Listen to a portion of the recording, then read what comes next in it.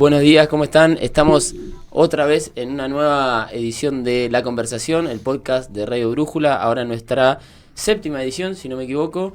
La anterior fue con Daniel Santoro, nos dimos un gustazo y hoy también nos damos un gran gusto porque queríamos ahondar en un tema que nos interesa muchísimo, que son las relaciones internacionales, la geopolítica, así que tenemos un especialista, un experto acá, que es docente, que es licenciado y que sobre todo yo quería presentarlo con el título de sinólogo, que la gente seguramente no sabe o no está familiarizado con el término, así que nos va a explicar bien él lo que sería un especialista en China, ¿no? Si no me equivoco. Sí, precisamente. Especialista en China, sinólogo, y acá estamos con Francisco Tayana, que le damos un gran saludo para toda la audiencia. Y primero queríamos empezar sobre todo con algo coyuntural, que después vamos a ahondar en la historia de China, en la relación de China con Argentina, que es lo principal, lo que más nos compete acá, pero sobre todo en algo coyuntural, que fue algo que pasó en estos días, que seguramente, bueno, te habrán explotado el teléfono para que hables del tema, Francisco, que es sobre el tema de Venezuela y de China felicitando a Maduro. ¿Vos qué pensás o qué posición tenés al respecto de esta cuestión que uno no quiere hablar tanto de Venezuela, de lo que sucedió en estos días, pero está en todos los portales, en todas las noticias, y justamente uno de los primeros presidentes que lo saludó por su triunfo fue Xi Jinping. Vos me imagino que te habrán preguntado por el tema, ¿cómo lo ves eso?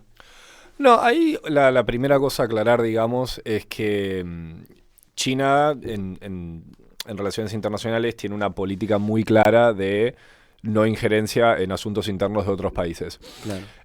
Por otro lado, también un poco por la tradición política china desde siempre, China no tiene un concepto realmente de gobierno ilegítimo.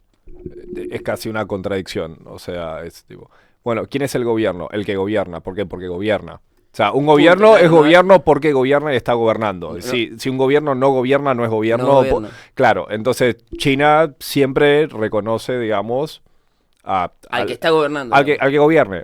Está bien esa aclaración para empezar. Y siempre y eso lo han hecho a lo largo del mundo, con distintos gobiernos, con distintas fases. Eso no importa, digo, si es una democracia o una dictadura, para no entrar en ese debate, digo, ellos negocian si tienen que priorizar, velar por los intereses chinos con el que está gobernando el país. Con el que está gobernando, punto. Claro. No, en eso no toman no es una postura moral, como puede ser en Occidente a veces. Es decir, si lo reconocen o no lo reconocen, con eso Beijing siempre tiene una política muy clara de entenderse con quién gobierna y listo. Gobierna. Que de hecho, digo, si llega a pasar algo de que se haga de nuevo la elección o Maduro deje el poder, negociarán con el nuevo, digamos, se sientan a hablar con el nuevo y listo. No. El gobierno es el gobierno porque gobierna. Claro. Claro, o sea, para ser gobierno o gobernás o no gobernás. Si gobernás, son gobierno. Y con respecto a esta alineación internacional que siempre, digo, lo alinea con China, Irán, lo que para Occidente o para Estados Unidos es el eje del mal, ¿pensás que tiene que ver también con algo geopolítico o no? El apoyo, digo, porque se dice China apoya a Maduro, en realidad no es así. No es tan así, digo. O sea, China tiene vínculos y tiene una relación con el gobierno de Maduro y también con el gobierno anterior de Hugo Chávez y antes de eso también con otros gobiernos venezolanos. Da el caso que si tomamos la continuidad Chávez-Maduro, es un cuarto de siglo. Claro, entonces, sí, claro, en 25 años de vinculación diplomática, sí, llegas a una serie de estados de cooperación. Particularmente con el caso tanto de Chávez como de Maduro, como en general tuvieron una postura más distante de Estados Unidos, eso también le da otras oportunidades diplomáticas a China. Tal cual. Pero tiene que ver más que por esta disputa, digo, global, geopolítica con Estados Unidos en base a lo comercial, o las inversiones, o los lugares donde invertir, digo. Ese posicionamiento que tiene China en América Latina, digo, con respecto a Estados Unidos, que puede empezar a desembarcar con mayor soltura. Claro, sobre todo, digamos, la presencia, la influencia china en América Latina creció bastante en la primera década de este siglo, de los años 2000-2010. donde Estados Unidos también estaba bastante distraído con la guerra contra el terror, ¿no? O sea, el 11 de septiembre del 2001, que desemboca en la invasión de Afganistán, el 2003 cuando invaden Irak, y después a lo largo de también la primera parte de la década del 2010, donde también suceden otras cosas. Está la primavera árabe, el estallido de la guerra civil libia, la guerra civil siria, y en eso... Estados Unidos tuvo varios años donde mucho de su atención estaba focalizado sobre todo en Medio Oriente, y eso también dio oportunidades a otros actores geopolíticos a mirar a América Latina de otra manera. Un momento que también América Latina estaba creciendo, que la economía china estaba creciendo a un paso muy acelerado, regiones en general complementarias. Digo en general porque también me resisto un poco a veces a hablar de América Latina y China. Sí. Porque no es como América Latina como un conjunto todo igual. Claro, no es un bloque unificado, y es distinta la relación que tiene China con México, de la que tiene con Uruguay, de la que tiene con Argentina, de la que tiene con Brasil, con Colombia, con Cuba, con Haití, con Chile. Sí. Son cosas distintas, son intereses distintos, son maneras distintas también. Pero en términos generales, en promedio, digamos, la presencia china, el intercambio comercial, las inversiones, creció mucho en el 2000 y en el 2010. Y fue recién hacia finales del segundo gobierno de Obama donde Washington empezó a ponerle más el foco al este de Asia, a ver qué estaba pasando con China, a ver qué estaba pasando con China en el mundo. Y a partir de ahí las relaciones entre China y Estados Unidos se han ido degradando de manera sostenida y cada vez más, y de las pocas cosas que actualmente están de acuerdo los republicanos y los demócratas en Estados Unidos es en su postura anti-China, y muchas veces compiten por ver quién es más duro contra China. Lo cual, digamos, también tiene otras ramificaciones e implicancias para la región.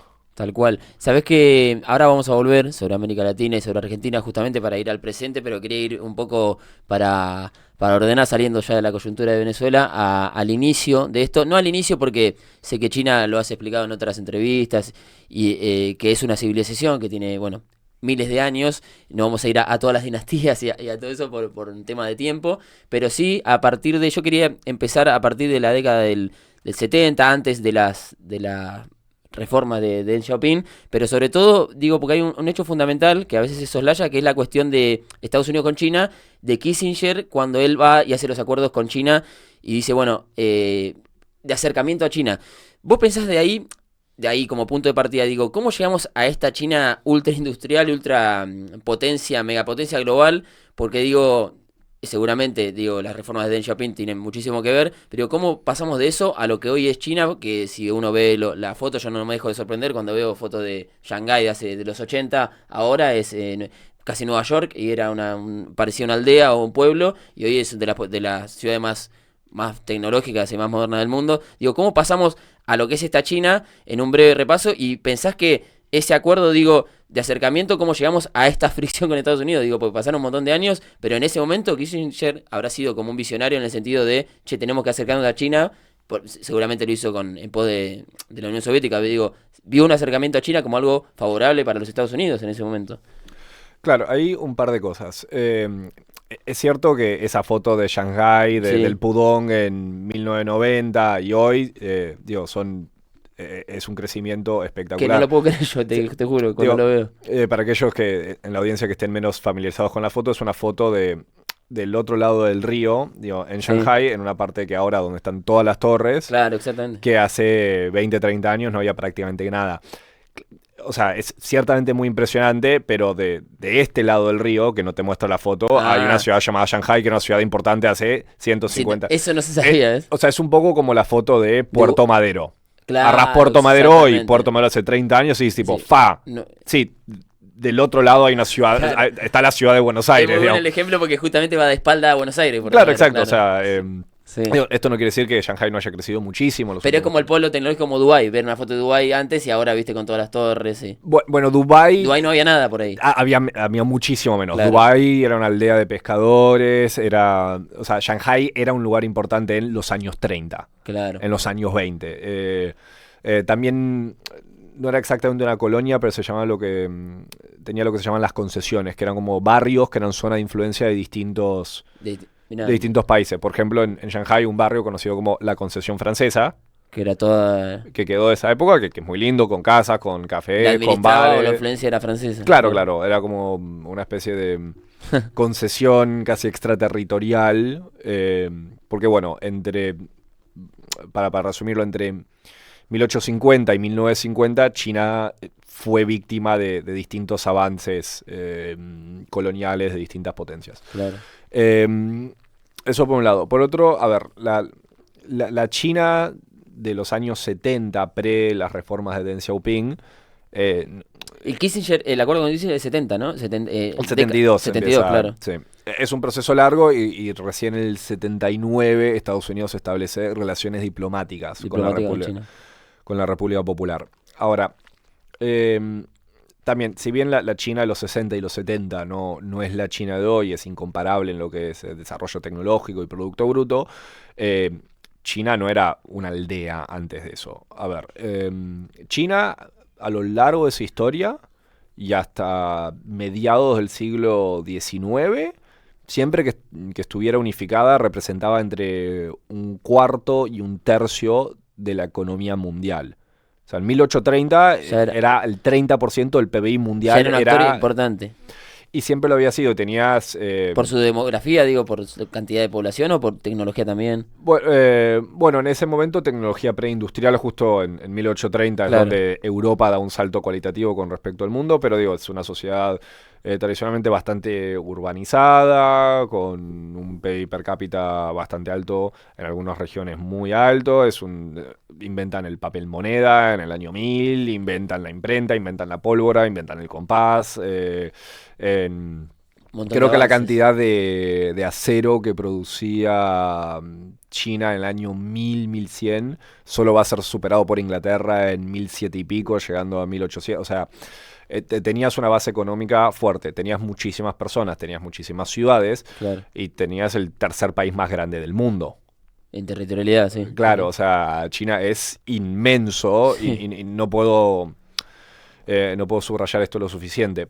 Por otro lado, en los años 70, después de 20 y pico, casi 30 años de gobierno bajo Mao, recordemos, la revolución china con Mao Zedong y la revolución cultural, es en los 50. La revolución cultural es otra cosa que pasa en los años 60, finales después, de los 60. Sí, no viene automáticamente con Mao. Es una de las últimas etapas del gobierno de Mao, que si quieres podemos después ahondar en ese tema. Pero el 49-50, el 49 es la fundación de la República Popular. Ahí se crea la China que conocemos. Lo que hoy, para ordenarlo, lo que hoy conocemos como República Popular China, que es China y su gobierno comunista, empieza en el 49. Y después lo de la Revolución Cultural viene unos años después. Viene 20 años después. O sea, eso es otra cosa, es otra etapa en el desarrollo. Pero en última instancia, digamos, Mao, a pesar de avances y retrocesos, a pesar de algunos problemas importantes, a pesar de una hambruna en los años 60, sí logra consolidar un país industrializado en el modelo soviético. Claro. Digamos, es un país... O sea, la muerte de Mao, China es un país mucho más urbanizado, con mucho más infraestructura moderna, con una clase obrera significativa, urbana, disciplinada, integrada, un gobierno nacional, crea un aparato burocrático, simplifica el sistema de escritura chino, que no es un alfabeto, sino son caracteres, pero simplifica los caracteres. El nivel de la tasa de analfabetismo cae mucho, la salud, la educación, la industria pesada, todo eso crece mucho, crea un ejército industrial, desarrolla en los años 60 una bomba atómica propia, o sea, claro, no es el peso económico que tiene China hoy, pero en un sistema más cerrado, con un sistema de economía centralmente planificada como la soviética. Y era un actor en el escenario internacional difícil de ignorar, que apoyaba revoluciones alrededor del mundo, que estaba muy involucrado, que en la guerra de Corea peleó hasta un empate estratégico contra Estados Unidos, muy involucrado en la guerra de Vietnam, ganó una guerra contra la India en el 62, tuvo conflictos fronterizos con los soviéticos, o sea, era un actor muy importante Ya previo a la reforma de Deng Xiaoping, claro. Previo a a las reformas de Deng Xiaoping, y ahí también eh, lo clave de lo de Kissinger es que se da en el marco de algo muy importante que pasa en la Guerra Fría, que es el conocido cisma sino-soviético, que es donde la Unión Soviética y la República Popular China se pelean a muerte a lo largo de los 60 y los 70. Y ahí es donde cambia todos los cálculos de la Guerra Fría, porque hasta Claro. ese momento, si bien... Que aparte es rarísimo, digo, porque uno siempre los asocia, digo, dos países comunistas que están del otro eje que no es Estados Unidos, digo, parecía como aliados, como hoy, digo, o uno los tiene como siempre aliados y no fue así. bueno, tampoco es tan difícil de creer que dos partidos de izquierda se peleen entre sí por Eso es disputas que verdad. tienen un origen en en una diferencia doctrinaria. Claro. Entonces tampoco debería sorprendernos tanto. Se olvida tanto de que se peleen. Claro, pero ahí, antes de eso, más allá de que Estados Unidos tenía una economía más grande que la soviética y controlaba los océanos del mundo, el bloque socialista iba de Alemania del Este a Vietnam del Norte ininterrumpidamente. O sea, eran Impresionante, 30 y pico claro. millones de kilómetros cuadrados, 900 millones de personas. En un momento donde la población mundial era más pequeña que Claro. hoy, entonces porcentualmente Es eso era... prácticamente la mitad del mundo, o no sé si más. Ponle que No un sé. tercio en esa Claro. época, pero digo, ese bloque unificado era mucho más difícil de poder contrarrestar, y una de las consecuencias de la pelea entre la Unión Soviética y la República Popular China es que a la Unión Soviética se le abre un flanco en su parte más vulnerable, más difícil de defender, con miles y miles y miles y Claro. miles de kilómetros de frontera, con un país que también tiene armas nucleares, que tiene en ese momento 600 millones de personas, eh, y que una vez que llega a un entendimiento con Estados Unidos y se hace la reforma de apertura, empieza a crecer a una velocidad nunca antes vista. Eh, entonces, ya para el final de la Guerra Fría, en los 80, la situación de la Unión Soviética se ve mucho más endeble de lo geopolítico. Claro. Y yendo a este crecimiento, como decís, que nunca antes visto, que yo te nombré, te escuché nombrar algunos datos que son realmente impresionantes, que dejan a uno impactado. Ese crecimiento ya viene más a finales de los 90, o digo, ya en los 70 se veía ese crecimiento industrial de que hoy, digo, o Estados Unidos lo veía como, bueno, este va a ser mi competidor por la cuestión, el crecimiento tecnológico, crecimiento industrial, o es más a finales de los 90, 2000, que la explosión china. Te diría que el gran momento son sobre todo los 80, porque Los bueno, 80. la reforma y apertura es el 78, pero lo anuncian en diciembre del 78, entonces medio que arranca el 79 y bueno, o sea, Claro. sobre todo son los 80 y después ya donde va tomando más fuerza los 90 y los 2000. Sin embargo, a priori, habían muchos debates en Estados Unidos de qué hacer con China, a dónde está yendo China, y habían muchas teorías distintas. Que me imagino muchas eran media conspiranoides, digo, medias de infundir temor, o No, durante un rato... digo como el fantasma soviético que siempre era el fantasma comunista, digo, que No, viene. no, durante un rato mucho el sentido común, y si uno lee libros de finales de los 90 o hasta principios de los 2000, recordemos que esto es post final de la Guerra Fría. Claro. Colapsó la Unión Soviética, colapsó el bloque socialista en Europa del Este, muy estas teorías de ahora lo que se viene es un mundo globalizado, todos Sí. los países van a comerciar entre ellos, Esto del fin de la historia. el fin de la Sí. historia.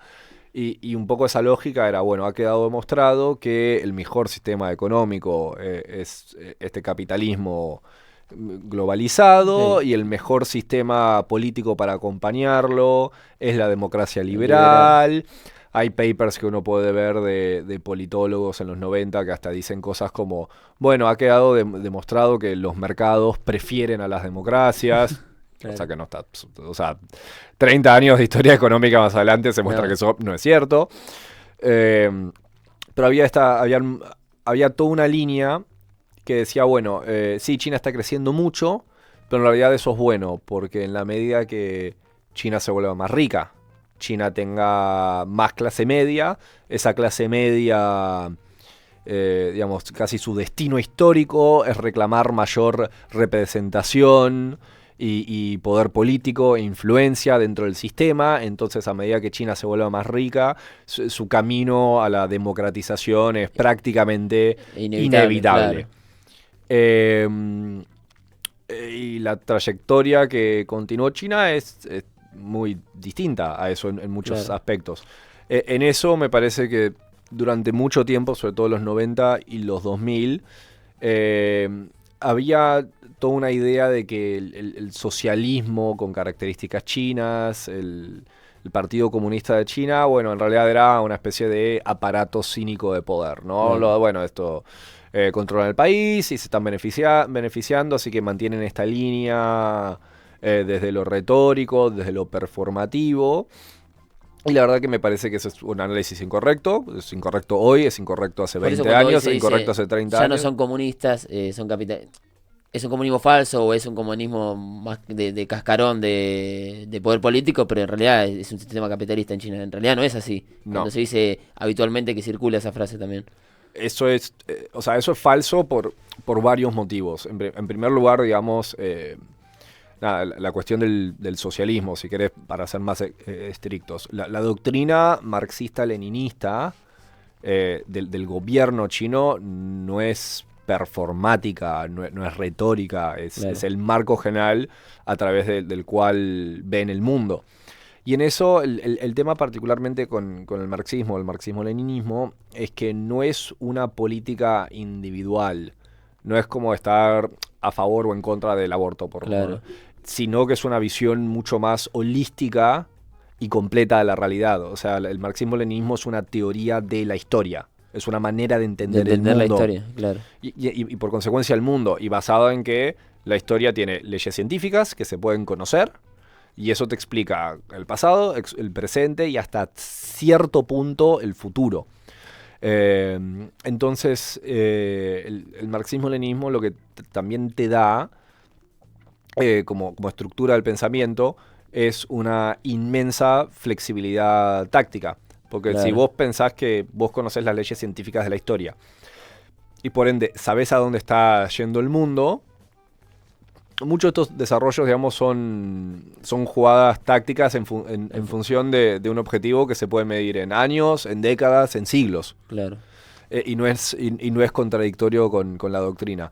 Otro motivo por el cual creo que China fundamentalmente no es un país capitalista es que creo que los países capitalistas en general en buena medida terminan siendo plutocráticos, ¿no? Del poder del dinero. Y en un país capitalista tener dinero te da poder. En China no necesariamente. Eso es muy interesante, que lo escuché en otra entrevista y te quería preguntar por eso. No radica el poder, porque hoy tener poder y tener dinero prácticamente es lo mismo. Antes tal vez tan así no era, pero hoy en día es prácticamente lo mismo. Tiene su correlato, vos tenés plata, vas a tener poder, pero allá el poder te lo radica el partido. O sea, el partido sigue ordenando quién tiene poder y quién no. Claro, y es el pilar central alrededor del cual se organiza el poder en ese país. Claro. O sea, qué tan cerca o qué cargo tenés el partido es, bueno, este tipo es poderoso o tiene poder de decisión y otra persona, por más que tenga una empresa o no sé, no de empresa privada, pero digo, no tenga... No puedes tener una empresa privada. ¿Puedes tener empresa privada? Sí, hay empresa privada en China, hay sociedad de consumo. Pero digo, eso no te da un poder de decisión gigantesco como acá o un gran... no hay un magnate, digo, chino que diga... Bueno. Hay magnates, pero no se le imponen al partido. Claro. O sea, no van a actuar en contra de los lineamientos del partido, lo que decía el partido. En una discusión entre un magnate chino y el partido, gana el partido siempre. Siempre. No hay forma de hacer lobby o hacer... No, hay formas de hacer lobby. Lo que digo es que el sector privado puede negociar con el partido, puede hacer peticiones al partido, puede hacer lobby, puede hacer rosca, puede llegar a entendimientos, puede pedir cosas. Lo que es difícil que pase es que le tuerza el brazo al partido, él imponga condiciones. Algo que es muy común en las democracias liberales.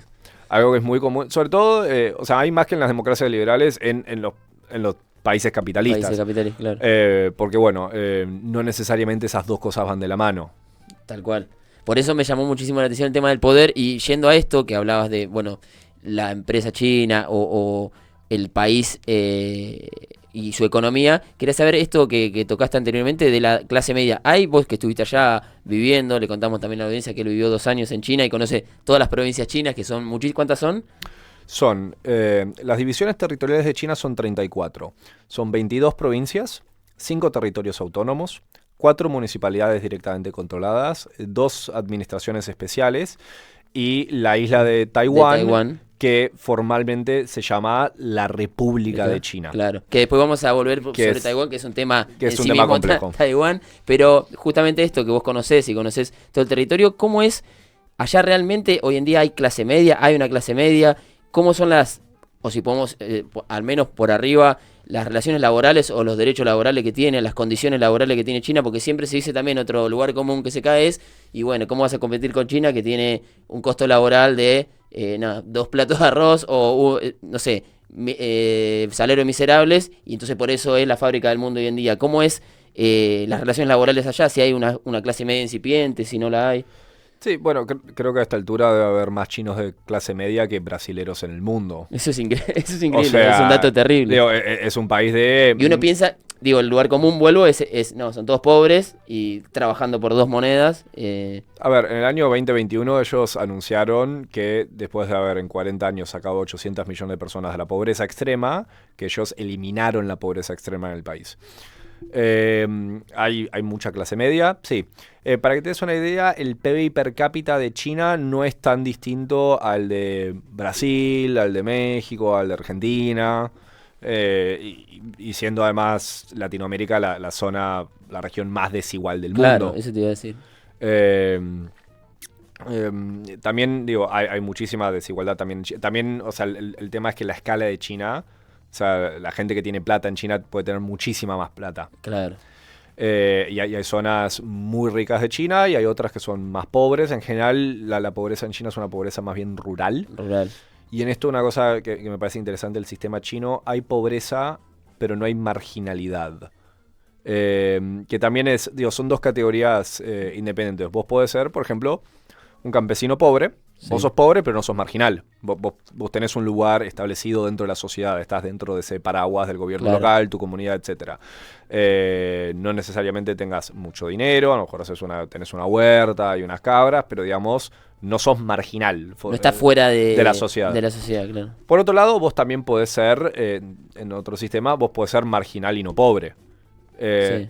El Chapo Guzmán, un narco mexicano, es un marginal. Vive fuera de la ley, pero fuera del marco legal, pero tiene su ingreso, por supuesto. Pero es multimillonario. Claro. Entonces vos puedes ser pobre y marginal, puedes ser pobre y no marginal, puedes ser marginal y no pobre. O sea, son distintas categorías. Y allá no se da solamente en la rural, pero en las ciudades no hay esta especie de lo que nosotros siempre comúnmente vemos, villas de emergencia, hacinamientos, barrios. No, porque... A ver, hay por distintos motivos, pero básicamente también como la centralidad del gobierno. El gobierno y el partido no va a permitir que exista algo como una favela o una villa, que son un conjunto de construcciones irregulares llevadas adelante por personas de una manera... Sí, que lo hacen como pueden, ¿no? Como pueden, acá y allá, y frente al cual muchas veces... el Estado pasa a perder control territorial. Claro. Cosa que pasa, por ejemplo, en las favelas de Brasil, donde... No llega la mano del Estado, ya hay territorios que no los puede controlar. En México también, digo. Claro, también, como el caso de las favelas de Brasil, eso también tiene que ver mucho con el sistema de urbanización. Pasillos chiquitos, una construcción laberíntica que se vuelve muy fácil de defender y difícil de ingresar. Entonces... China, o sea, el gobierno chino no va a permitir que surjan esos espacios donde el Estado no pueda llegar y tener control. Claro. También China tiene una cosa llamada el sistema de hukou, que es como es un permiso de residencia, por decirlo de alguna manera, que es lo que te permite trabajar, acceder a la vivienda, a la educación, a la salud en un lugar. Vos tu hukou lo heredás de tus padres y después lo puedes cambiar con algún trabajo o si vas a estudiar en una universidad. Mirá. Y eso vos, no sé, por ejemplo, sos de decir Xi'an, una provincia del interior, una ciudad del interior, y conseguís ingresás a la universidad en Shanghai. Entonces, bueno, gracias a la universidad vos cambiás tu hukou de Xi'an a Shanghai y eso es lo que te permite migrar a Shanghai. Claro. No es como acá que un día te despertaste y decís, tipo, voy a vivir a Córdoba. Córdoba, No, claro. no, está más regulado por también... Por justamente esto de la planificación habitacional, digo, seguramente. Y el hecho de que son 1.400 Claro. millones de personas. Si vos no ordenás Entonces, eso, sí. claro, o sea, el sistema chino, o sea, no es... En el sistema chino la planificación de mediano y largo plazo no es un lujo, no es una preferencia, Claro, es es una una- necesidad. Tal cual. No sé, en la ciudad de Beijing viven más personas que en la República de Chile. Y no Sí. tiene un acceso natural a agua potable. Entonces, o sea, es todo por canales y sistemas de irrigación Necesitas sí o y sí, digo, infraestructura claro. que lleva... Es necesario la planificación a gran escala y a largo plazo del Estado, si no, no hay forma de que puedan ordenarse en una calidad de vida más o menos regular, digo, y buena. Sí, y es un poco lo que lleva adelante la cohesión interna de ese país, Claro. que es muy complejo a muchos niveles. Por otro lado, esto que me decís de los salarios, si bien a mediados de los 70, digamos, China tenía un PBI per cápita realmente muy bajo, nuevamente hoy el PBI per cápita chino es lo que se considera un sector medio alto. O sea, dentro de la capa media Medio de alto. PBI per cápita de países del mundo está llegando medio alto. No es alto, pero es medio alto. Pero digo, a mí me sorprende porque realmente, no por dejarme llevar, pero digo, no pensaba esto de la clase media y esto de los salarios medio alto en China. Pensé que era más una cuestión más desigual en el sentido de, bueno, trabajadores y después están las empresas y el Estado tiene una capacidad, digo, de potencia distinto, pero después la gente no era que vivía muchísimo mejor que hace 30 años y realmente sí. No, sin duda vive mucho mejor hace 30 años. O sea, no hay ningún habitante de China actual que pueda recordar una época mejor Que- de prosperidad de la economía china. O sea, una persona que hoy tiene 90 años, que No nació recuerdo. en los años Sí. 30, nació en un país destruido por guerra civil, invadido por los japoneses y Más rural, economía rural. y mucho lo que iba a tener adelante iba a ser muy áspero. Claro. Y China venía de una situación de mal en peor desde 1850 en adelante prácticamente. Del siglo de la humillación. Claro, entonces fue una situación muy dura durante mucho tiempo que atravesó a muchas generaciones. Claro, también es cierto que a medida que pasan las décadas y la gente se adecúa a un mejor estilo de vida, también le cambian los parámetros y las demandas de una sociedad también Son se un van poco más, complejizando, claro. pero es parte de la dialéctica ¿Sabe- del desarrollo. ¿Sabes qué te iba a preguntar con respecto a eso de la economía, ya entrando más en la actualidad y bueno, en la disputa con Estados Unidos? Yo hace poco vi un documental que seguramente lo habrás visto, que creo que ganó el Oscar, no sé si lo financió Obama, que habla sobre American Factory, se llama, Sí. que compara las dos empresas, las dos fábricas. Y como diciendo, bueno, viene la disciplina que tiene China, indefectiblemente vamos a perder con estos tipos porque tiene una capacidad de crear lo mismo que nosotros a un nivel mejor calidad, más rápido, en menor tiempo.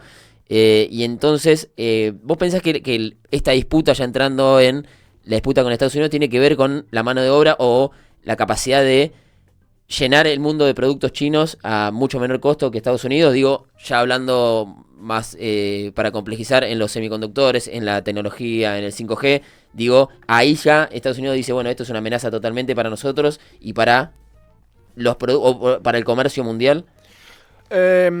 Sí y no, o sea, depende en qué sentido. A ver, Estados Unidos no es un país particularmente dependiente del resto del mundo para su economía. Claro. De hecho, si ves como porcentaje de su PBI, es de las economías menos dependientes al comercio. Creo que es alrededor del 15% de su PBI, de lo cual mucho de eso... De lo que vende afuera, digamos. De lo que vende, lo que Sí. importa, o sea... y de ese 15%, mucho de eso es el comercio dentro del NAFTA, digamos, Claro. dentro del acuerdo de Del libre acuerdo comercio de Norteamérica, con Canadá y también sobre todo con México. O sea, donde Estados Unidos tiene una dependencia fuerte es con la economía mexicana, con la cual está muy integrada, que son 130 millones de personas Sí. que los tienen al lado. Entonces... en eso el modelo estadounidense es muy distinto a lo que puede ser, por ejemplo, Alemania, que es un país que para mantener a flote su economía tiene que exportar, y para exportar tiene que importar. Entonces Claro. es un país muy vulnerable a los vaivenes y a la salud de la economía internacional. China también en ese sentido, ¿no? China es el mayor Importa exportador por del energía, mundo, tiene que y es importar el energía. mayor importador de petróleo del mundo, Claro. mayor importador de alimentos del mundo. El tema es que ni China ni Alemania controlan los océanos del mundo. Quienes controlan los océanos del mundo son Estados Unidos. Y en eso se basa la primacía estadounidense, y eso se basa el sistema de esta economía globalizada que hemos conocido después de la Segunda Guerra Mundial. Entonces, si bien hay competencia y hay preocupación, sobre todo en Estados Unidos, tiene un interés clave en mantener su dominio en el desarrollo de la vanguardia tecnológica que China le está disputando. También hay otro tema, que es que a medida que los países se enriquecen, pueden hacer más y mejores armas. Sí. Y más y mejores barcos. Tal cual. Entonces, si eso continúa indefinidamente, Estados Unidos podría pasar a tener un rival en el campo marítimo, y eso es una cosa que, o sea, no está dispuesto a que suceda, y francamente no tienen ningún motivo para dejar que suceda, porque dejarían que eso pase. Claro, tal cual. Por eso hablan de la inevitabilidad, digo, de un conflicto en el largo tiempo, digo, por una cuestión de supremacía, pero más que nada en lo militar. Si China sigue creciendo, digo, ya compró 3 o adquirió 3 portaaviones. Uno lo desarrolló enteramente China, si no me equivoco. No, de hecho, compró uno nomás. Un viejo portaaviones soviético se lo compró a los ucranianos hace como 15 y uno lo 20 desarrollaron años. ellos. Ese lo desarmaron, Sí. lo volvieron a armar de cero, ahí aprendieron a hacer portaaviones, hicieron otro copiando el modelo, enteramente chino, y ahora han largado un tercero mucho más grande que esos, con un diseño propio, mucho más parecido a un super portaaviones estadounidense. Se ha anunciado que están construyendo el cuarto, podrían llegar a terminar esta década con 6. Es un montonazo. A tener 0 hace 10, ¿cuánto? 20 años. 20 años. Es impresionante. Y están invirtiendo mucho en defensa. Mucho en defensa, mucho en sus flotas. China actualmente tiene, hace como 4 años, la flota más numerosa del mundo. Eso no te dice tanto, porque simplemente, qué sé yo, a ver, hay mejores y peores tanques, pero un tanque es un tanque, claro, más o menos. Sí. Ahora, ¿qué significa barco? Ya hay otra, o sea, un submundo ahí de muchas especies, digamos, diferentes tipos. O sea, un portaaviones es un barco, pero también lo es un velero. Claro. Entonces, China tiene la flota más grande del mundo por cantidad de barcos. Pero una mejor forma de medir esto es por tonelaje, tipo cuánto pesa esa flota. Claro. Y todavía la flota estadounidense por tonelaje es considerablemente más grande. Claro, tal cual. Y llegando a esto de la disputa comercial, sabes que te quería consultar, porque muchos, también dirigentes acá en Argentina, lo suelen decir con respecto a esto de los productos chinos. Y vos pensás que realmente que es una amenaza para la economía de un país que, ya no sacando a Estados Unidos, porque tiene esto que recién aclaramos, esta coraza, o por así decirlo, como protegerse, pero ¿qué pasa con los países que quieren industrializarse y tienen ahí un rival gigantesco en cuanto a producción de manufacturas? Porque yo pensaba, por ejemplo, la otra vez había visto un análisis también sobre la hidrovía, que te quería consultar más adelante sobre esta hidrovía, que el 50% de la proteína vegetal sale por el río Paraná, y en gran parte es la importadora china, digo, por la soja. Digo, ¿qué capacidad hay para industrializar si vos tenés un mercado tan gigante como China, con todos estos productos que tiene la capacidad de poner en América Latina, digo, en un país como Argentina? Bueno, hay varias cosas, ¿no? La primera, estamos hablando de intercambios comerciales. No sé cuánto en eso podemos decir que un producto te amenace. O sea, no es que actualmente los países del mundo vienen con un crucero y te apuntan con armas y me dicen, o me compras esto o te cañoneo el puerto. Cosa que sucede hace 200 años. Sí, tal cual. De hecho, le pasó a China con Inglaterra, con la guerra del opio, en el cual fueron los barcos británicos a bombardear China hasta que el gobierno chino se comprometió a importar cierta cantidad de droga por año. Claro. O sea, así se incorporan los mercados en ese momento. Claro, o sea, en un mundo mucho más inclemente y menos sentimental que el nuestro, llamado el siglo XIX. Claro. A ver, frente a los productos chinos, los productos de cualquier otra parte del mundo, nada, la respuesta a eso es hacer política comercial. Claro. O como país, como gobierno nacional, decidís qué importás, que no, si le pones impuestos o no, si pones cuotas, etcétera. Después el tema es a qué nos referimos por industrialización y hasta qué nivel de eso realmente queremos. Y en eso, nada, me parece que a veces en Argentina tenemos bastante idealizada el concepto de la industrialización del país. Yo viví 2 años en China, país en proceso de industrialización avanzado. El año pasado fui como parte de una delegación a la India, también un país que está creciendo mucho, ya la Sí. quinta economía más grande del mundo. A fin de esta década se calcula que va a ser la tercera economía más grande. Sí, desplazó a Inglaterra incluso, si no me Sí, equivoco. lo cual los pone muy contentos a los Claro, indios haber que aparte desplazado son sus... ex-colonia de... Claro, es motivo de orgullo importante para todo el sur global. Pero mi pregunta es esta. Yo realmente no sé cuánta gente en este país esté dispuesto a atravesar un proceso de industrialización. No sé, ¿vos tenés hijos? Vos decís por no, todavía no. Ok, bueno. Vos decís por el tiempo que lleva y lo costoso que es y lo dramático que es, digo, lo que cuesta. O sea, ¿cuánta gente está dispuesta a no ver el sol durante 8 meses Claro. y morirse 10, 15 años más joven de problemas de pulmón para industrializar el país? ¿Vos estás dispuesto? ¿Cuántos No, años de expectativa la de verdad que vida? ¿Cuántos años de expectativa de vida estás dispuesto vos a sacarle a tus potenciales hijos con tal de sacar este país adelante? Eso lo contás porque es lo que atravesó China. Eso es lo que atravesó todos los países que se industrializaron en el mundo. O sea, Inglaterra. ¿Por qué Inglaterra hizo la revolución industrial? ¿Qué era la revolución industrial? Mandar chicos de 5 años a una fábrica, a una mina de carbón. Claro. O sea, ¿cómo fue la industrialización en Francia? También, brutal. ¿Cómo fue la industrialización en Rusia? ¿Cómo fue la industrialización en Estados Unidos? O sea, Sí, sí. es cortar todos los bosques, es quemar, o sea... Y vos también en la industria, en un sistema global, a ver, vos para ser competitivo tenés que o hacer mejores cosas, lo cual es difícil, Sí, ya al nivel que... hacer más cosas, lo cual es difícil, o hacer cosas más baratas, con lo cual también es difícil. O sea, bueno, no sé, vamos a desarrollar la industria textil argentina. Sí. ¿Vos estás dispuesto a competir contra Bangladesh, que tiene 160 millones de personas? Sí. Y Y aparte, con sueldo, ahí o sí sea... me imagino las condiciones laborales de O los sea, bengalíes, ¿sí? digo, o sea...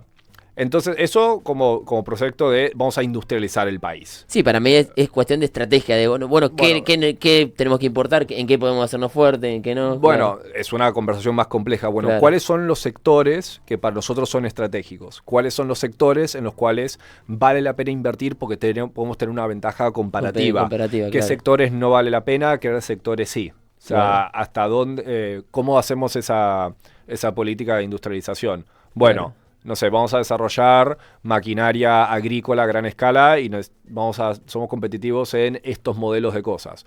Bueno, ¿cuántos años te protejo la industria con barreras aduaneras? Claro. ¿En qué plazos vos me podés empezar a exportar? Porque también lo que pasa con Argentina es que es un país en el cual tenemos un tamaño de la población que es incómodo en un cierto sentido.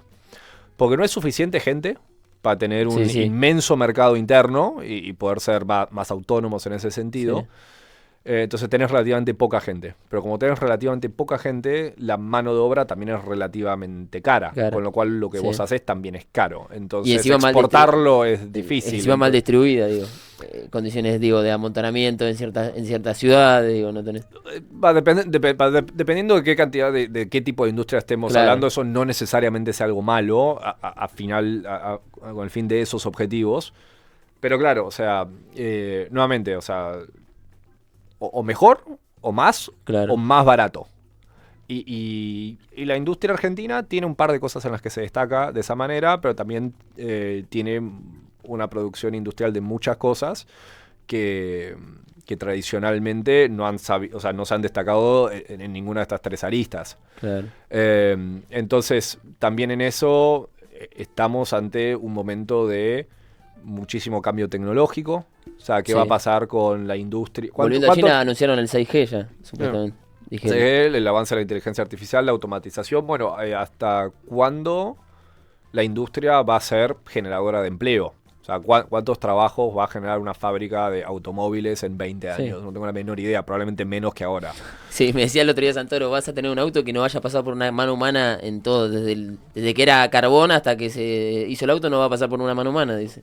Claro. Eso va a ser automatizado totalmente. Pero ahí hay otro problema igual que complejiza todo esto, que es, bueno, un poco qué se puede hacer como un país como Argentina. Yo particularmente, y a pesar de muchas cosas, y la enorme crisis que está atravesando esta sociedad en este momento, yo soy muy optimista del futuro de este país. Soy profundamente optimista del futuro de este país. Por algunos vectores económicos, digo, hablando de la energía, yo me iba a Vaca Muerta, petróleo, ¿energía o no? Te lo hago si querés brutalmente Sí. más sencillo. Yo confío plenamente que en el año 2050 Argentina va a existir. Ya con eso es un montón. Vos decís para el mundo que viene. Va a existir, o sea, va a haber una organización estatal Que con se llame esta Argentina. identidad, con esta bandera en aproximadamente este territorio. O sea, eso va a existir en 30 años. Yo no me animo a decir eso de muchos países del mundo. Porque Argentina fundamentalmente, más allá de problemas profundos que estamos atravesando, Argentina no tiene ningún problema existencial. O sea, no hay un problema que tenga hoy el país que lleve a la destrucción de Argentina. A la desaparición de Argentina como ente social, político. Sí, eso que parece, digo, una verdad obvia o de perogrullo, hay países que realmente peligran su existencia. Hay muchísimos, y por muchas causas que son complejas y difíciles de resolver, y a veces con causas convergentes. Claro. Pero a ver, o sea, este país está bien anclado geográficamente. O sea, la estructura geográfica de este país es muy viable. Anclado en un océano, una cordillera, un altiplano, una jungla. Sí. No tenemos ninguna hipótesis de conflicto con ninguno de nuestros vecinos. Este país es prácticamente imposible de invadir militarmente. Tal vez habrían 2 países en el mundo que tal vez podrían llevarlo adelante, pero no tienen ningún motivo por qué, y sería carísimo, y no se ve el beneficio, y no tienen razón para hacerlo. Es un país mayoritariamente chato, donde la mayoría de la población y la comida y los puertos y la industria están en la franja central, Claro. lo cual hace que este país es muy difícil que y los ríos navegables también en esa franja central, muy difícil que este país se parta. Tenemos, bueno, somos grandes productores de comida, que es algo que la gente tiene que consumir todos los días, a diferencia de los iPhones. Claro. A Sí, diferencia tal de otras regiones del mundo, nuestra producción de alimentos es menos dependiente de fertilizantes. O sea, sin fertilizantes obviamente cae la producción, Pero no. pero acá no hay hambruna. Claro. A diferencia de otras partes del mundo, donde si algo pasa con la provisión de fertilizantes, todo se Sí. vuelve mucho más Claro. endeble. Tenemos energía, tenemos minerales, tenemos litio. Sí, ya el tema, volviendo a China, importar alimentos y energía, ya es un tema complejo. Digo, que ellos lo tiene planificado, pero no es lo mismo tener, digo, saber que la puedes extraer que... Y no es lo mismo poder alimentar a tu población Claro, que no. tal cual, Sobre todo si vos no controlás los océanos del mundo. claro. Sabés que tocaste el tema de los ríos navegables y quería preguntarte por 2 temas que para mí podían ser... Sí, sí, termina. No, para cerrar con Argentina, además, tenemos una buena demografía, o sea, tenemos una población relativamente joven, entonces nuestra población va a seguir creciendo, lo cual significa que nuestra economía va a seguir creciendo, pero tampoco va a crecer tanto. Más o menos se calcula 50 y pico, 60 millones de personas de acá al 2050, 2060, y eso lo que nos da es una oportunidad por la cual... aún con una tasa de crecimiento baja, Sí, esta sociedad va a ser sustancialmente más próspera a lo largo de estos 30, 40 Claro. años. Y con una tasa de crecimiento digna, buena, no te digo milagro económico, no te digo lo de China, cuando crecían a tasa china. Como, el famoso crecimiento de la tasa china. yo digo 4%. Si Argentina crece un promedio del 4% de acá al 2060, o sea, solo con eso terminamos con un PBI como el que hoy tiene Italia y un PIB per cápita comparable. Eso con 4%. Promedio 20 y pico, 30 años. O sea, no tiene que ser, haber una catástrofe. Y aparte el tema de la demografía, que bien lo marcás porque vos marcás justamente el problema que tienen varios países, incluso China. Digo, porque uno piensa que China no, son 1.400 millones, e incluso tenían una política restrictiva contra la natalidad. Hoy en día vos dijiste que probablemente pueda tener un problema demográfico en el futuro. O sea, tiene un problema demográfico en el presente. Y eso solo se va a extender a futuro. No es el peor caso, razonablemente el peor caso sea Corea del Sur, que tiene la peor tasa de natalidad del planeta. Tremendo. Si pensamos que la tasa de reemplazo, Sí. o sea, la cantidad, o sea, la tasa de reemplazo se mide por cantidad de hijos por mujer. Actualmente la tasa de reemplazo son 2.1 niños por mujer para mantener la La población. población. Corea del Sur ha caído por debajo de 0.7. Por, Tremendo.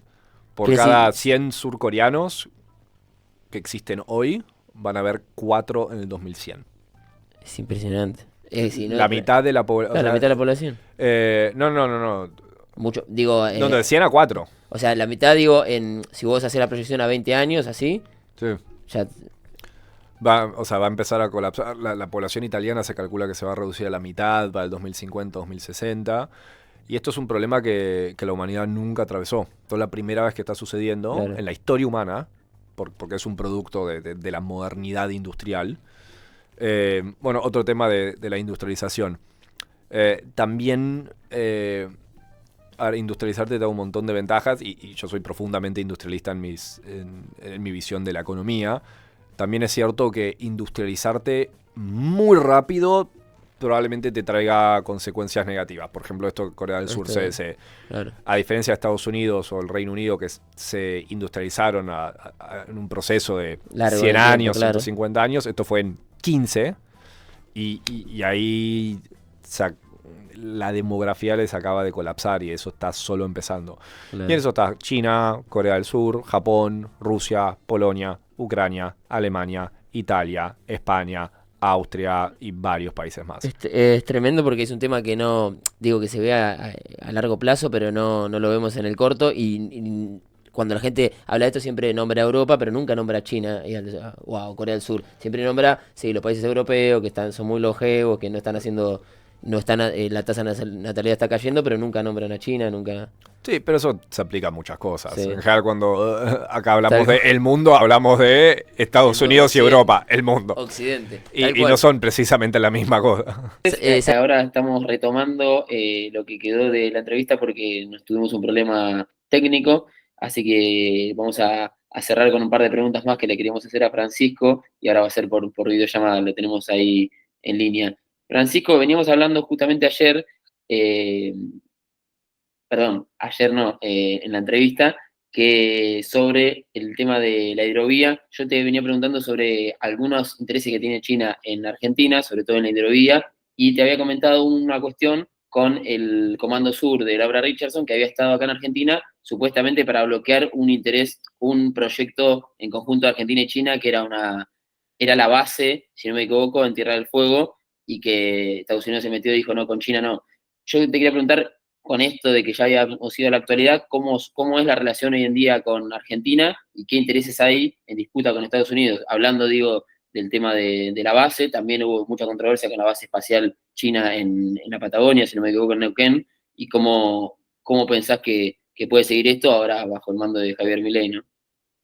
Bueno, me parece lo primero a aclarar es que en este caso, y hablando de estos temas, las palabras son importantes. Y en ese caso, ni el proyecto de Tierra del Fuego ni la estación de Neuquén son bases. Lo que había un proyecto en Tierra del Fuego era para desarrollar un puerto.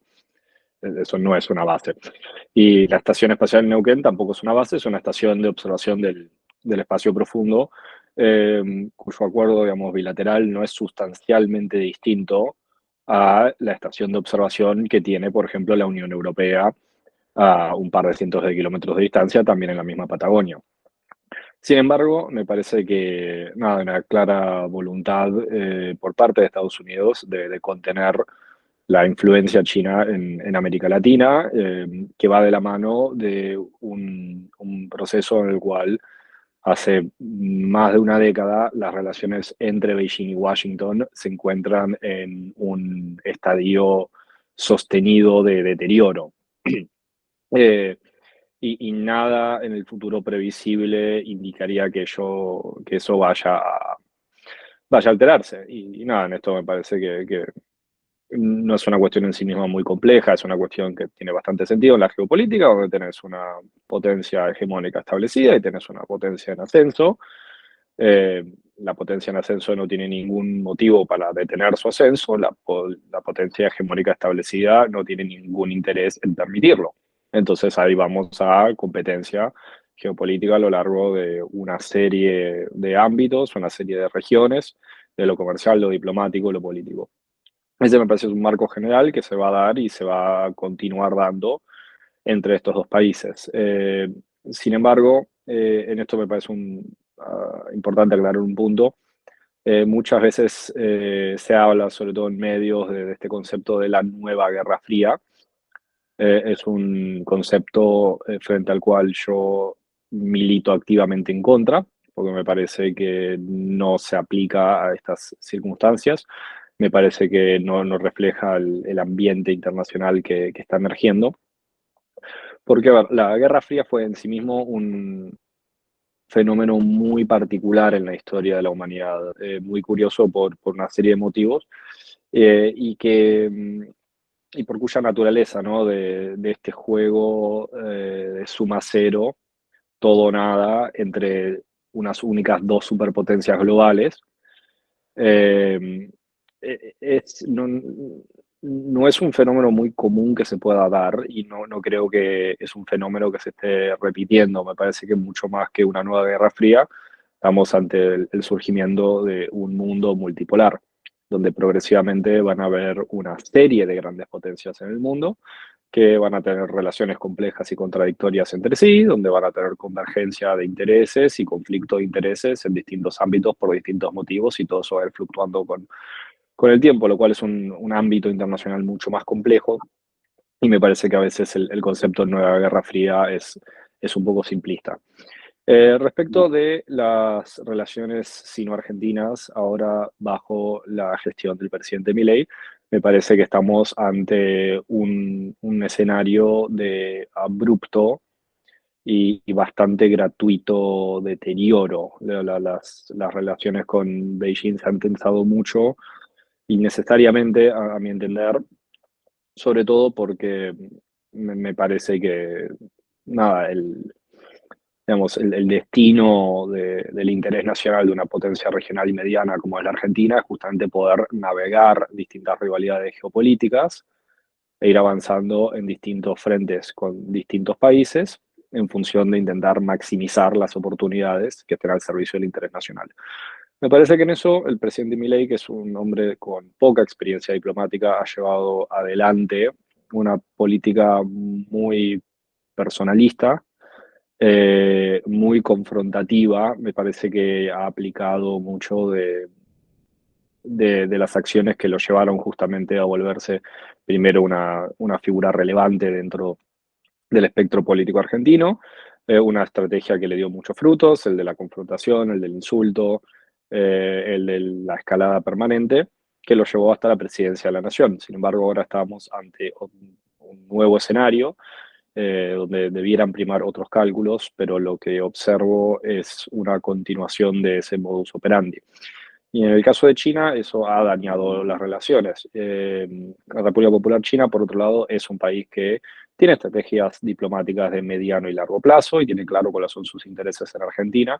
Entonces, más allá de tensiones o distanciamientos, va a seguir adelante con esos intereses y va a tener diálogo con distintos gobiernos argentinos, entendiendo que el gobierno Milei es una etapa. Eh, Sin embargo, las relaciones con China se han deteriorado y se suman a una lista cada vez más larga de países frente a los cuales el gobierno de Milei ha tenido controversias o conflictos diplomáticos.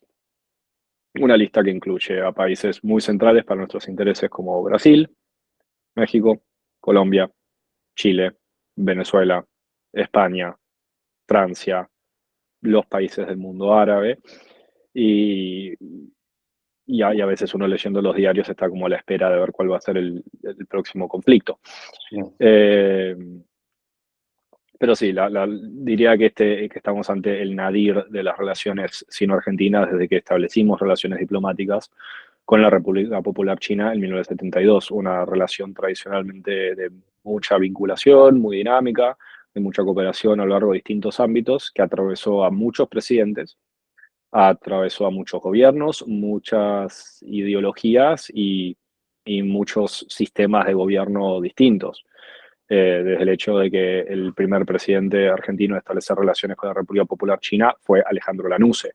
La primera visita presidencial eh, a China fue en 1980 de parte de Jorge Rafael Videla. Entonces, a mí a veces me resulta difícil comprender si personas como Lanusse y Videla pudieron desarrollar una relación funcional con China, por qué el presidente Milei ve esta necesidad de dañar esa relación en un momento donde la relación había atravesado 50 años de vínculos de amistad y cooperación, y donde las posibilidades para llevar adelante una política inteligente para con China, sin por eso, sin que eso demande un alineamiento explícito y claro y en todos los temas que a China le interesen. No veo cuál era el obstáculo fundamental por lo cual una diplomacia funcional, cordial, más distante, pero funcional y cordial al fin, no pudiese ser llevada adelante. Sobre todo en el plano de la diplomacia, ¿no? Donde las palabras, los gestos, las formas tienen un peso específico. Entonces sí, me parece que en muchos sentidos estamos ante el nadir de las relaciones sino-argentinas. Tal cual. Y hablando de esto de Milei, ¿vos pensás que es una sobreideologización, digo, de las relaciones internacionales? Porque viste que hay dos escuelas siempre, del idealismo y el realismo, pero digo, él lo sobreideologiza, al menos en términos de relato. Yo entiendo que después tiene una relación, un vínculo con la política en sí, digo, no es un acting que él hace para las cámaras, pero pensando, por ejemplo, ahora en el ascenso de Trump, si es que gana en Estados Unidos, ¿pensás que puede volvérsele en contra eso de la sobreideologización de las relaciones internacionales cuando surgen líderes que son más que nada prácticos y realistas? Eh, Hay que ver, o sea, hay muchas cosas que van a pasar en el mundo en estos siguientes 3 años. Muchas cosas difíciles de prever. Con Donald Trump hay ciertas afinidades en ciertos puntos.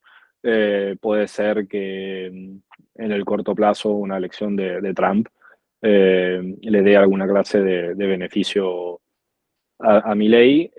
Lo que me preocupa es lo que hemos visto hasta ahora, que es una diplomacia eh, innecesariamente conflictiva.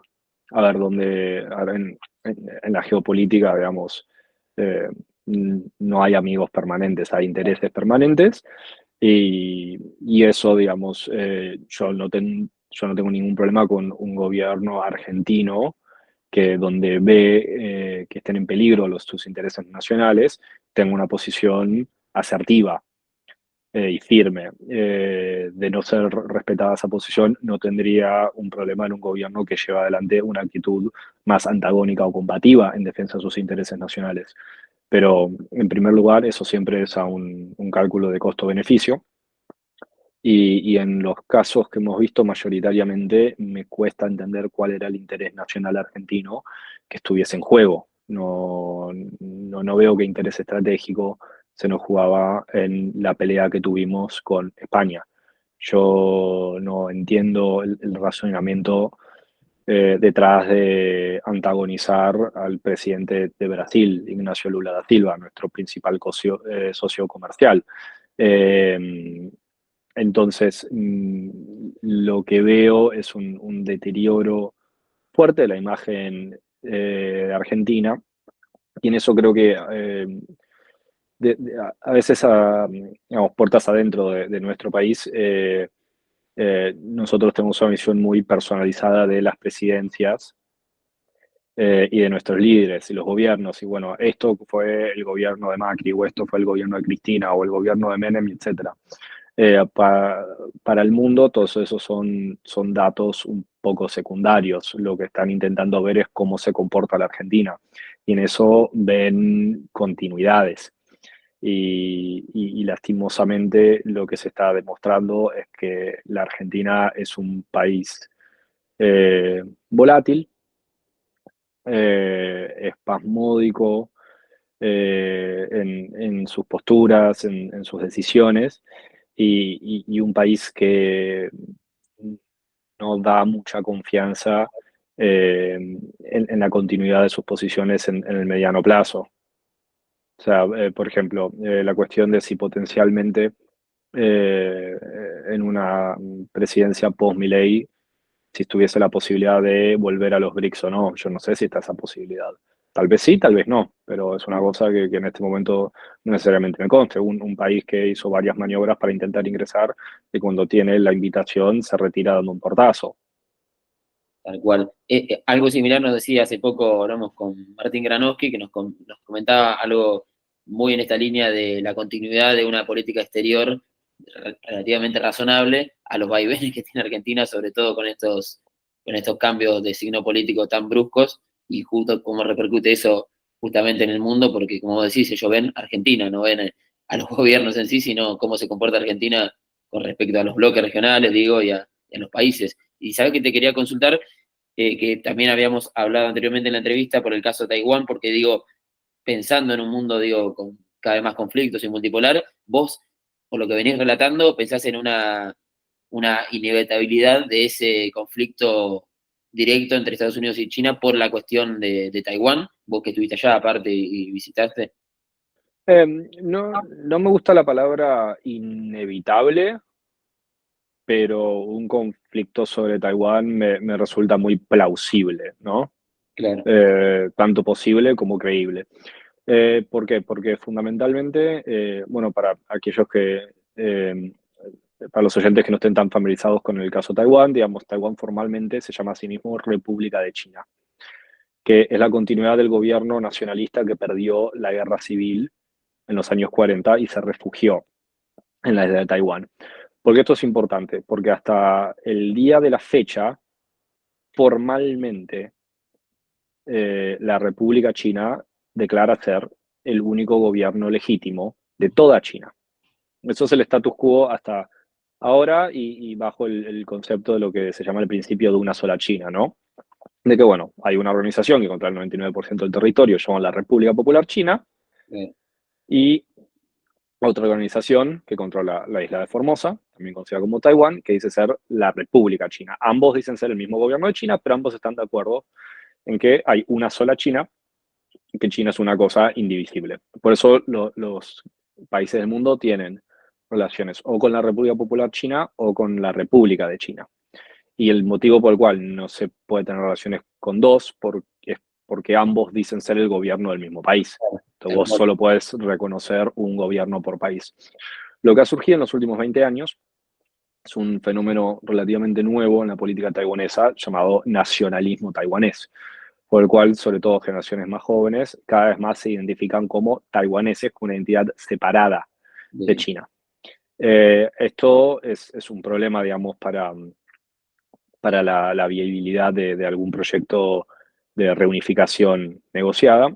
Y después hay otra cosa muy importante que pasó en el 2019, que fueron una serie de protestas y represiones en la ciudad de Hong Kong.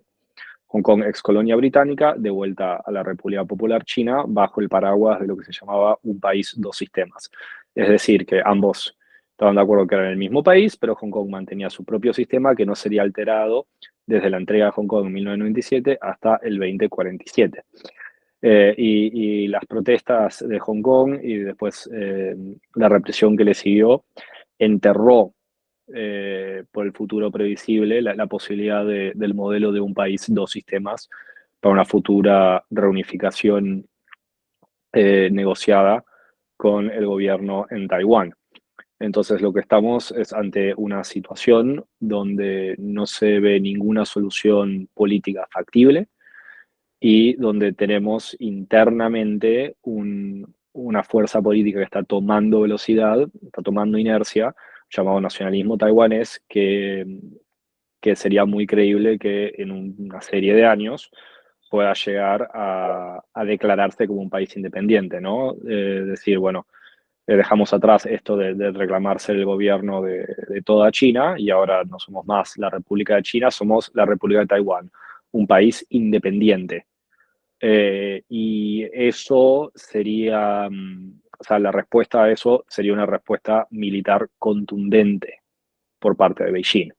Eh, y ahí las posibilidades de que eso desencadene un conflicto directo con Estados Unidos son muy elevadas. Entonces estamos ante una situación donde la trayectoria actual, tanto de Beijing como de Taipei, es de Taipei siendo la capital de la isla de Taiwán, ¿no? Claro. Donde están divergiendo cada vez más, donde no hay ninguna solución política viable a la cuestión de Taiwán y, y de seguir así, me parece que las posibilidades del estallido de un conflicto van aumentando con el paso de los años.